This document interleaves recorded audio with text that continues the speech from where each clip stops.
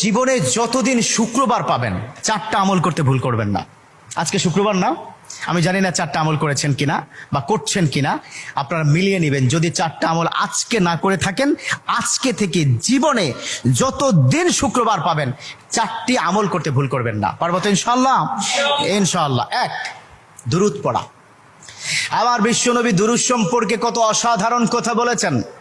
একজন সাহাবা এসে বললেন, ইলা রাসূলুল্লাহ সাল্লাল্লাহু আলাইহি ওয়াসাল্লাম, ও নবী, আমি যদি আপনার প্রতি দিনের 1/3 ধরে দুরূদ শরীফ পড়ি আমি কি নিয়ামত পাবো?